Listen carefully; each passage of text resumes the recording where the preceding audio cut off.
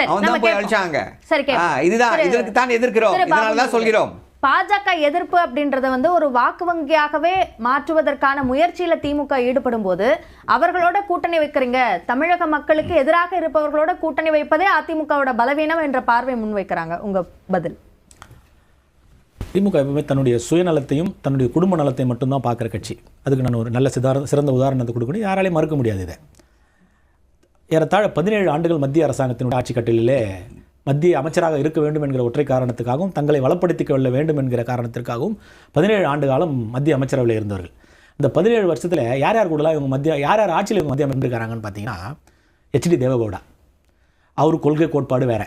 அடுத்தது IK குஜ்ரால், அவரோட கொள்கை கோட்பாடு வேறு. அடுத்தது வாஜ்பாய், அவங்களோட கொள்கை கோட்பாடு வேறு. அடுத்தது மன்மோகன் சிங், இவங்களோட கொள்கை கோட்பாடு வேறு.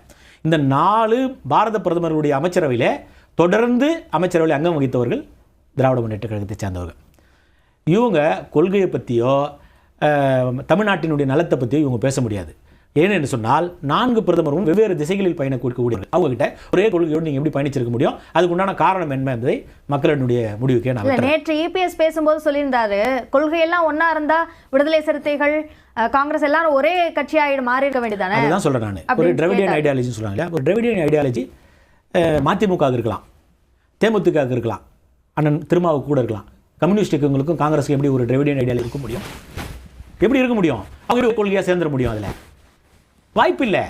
அப்போ வெவ்வேறு திசைகளில் பயணிக்கக்கூடியவர்கள், வெவ்வேறு கொள்கை கோட்பாடுகள் இருக்கக்கூடியவர்கள் நாங்கள் ஒரே கொள்கையோடு இருக்கிறோம் எப்படி சொல்ல முடியும்? அதை தான் நீங்கள் தப்பாக சொல்கிறீங்க. நாங்கள் என்ன சொல்கிறோன்னா, மினிமம் காமன் ப்ரோக்ராம் தான் தேர்தலை பொறுத்தவரையில் அனைத்து இந்த அண்ணா திராவிட முன்னேற்ற கழகத்திற்கு. நாங்கள் ஒரே கொள்கை, என்ன கொள்கைனா திராவிட முன்னேற்ற கழகத்தை வீழ்த்த வேண்டும் என்கிற ஒத்தை கொள்கையோடு யாரெல்லாம் எங்களோடு வந்து இணைய வேண்டும் என்று நினைக்கிறீங்களோ மாற்றி சொல்லணும் வச்சுக்கோங்க. நோக்கமாக இருக்கணும். எங்களுக்கு நோக்கம் இதுதான்.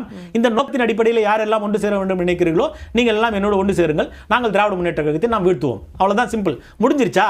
அது ஒரு தேர்தல் முடிஞ்சிருக்கப்போ அவங்கவுங்க வேலையை அவங்கவுங்க பார்க்கலாம். ஆனால் கம்யூனிஸ்ட் கட்சிகளுக்கு ஒரு ஐடியாலஜி இருக்குது, அண்ணன் திருமாவுக்கு ஒரு ஐடியாலஜி, அண்ணன் வைகோவுக்கு ஒரு ஐடியாலஜி. ஆனால் இவர்கள் எல்லாம் தனித்தனியாக இயங்குகிற போதோ அல்லது திராவிட முன்னேற்ற கழகத்திற்கு எதிரான நிலைப்பாட்டை எடுத்திருக்கிற போதோ இவர்கள் போராடிய வீரியம் என்ன, இவர்களுடைய அந்த நீட்சி என்ன என்பதை இந்த நாடு அறியும். ஆனால் கடந்த 9 ஆண்டுகளாக திராவிட முன்னேற்ற கழகத்தின் கூட்டணியில் இருக்கிறோம் என்ற ஒற்றை காரணத்திற்காக என்னென்ன விடயங்களுக்கெல்லாம் இவர்கள் தன்னுடைய சுயத்தை இழந்திருக்கிறார்கள் என்பதை அவர்களுடைய முடிவுக்கே நான் விட்டு விடுகிறேன்.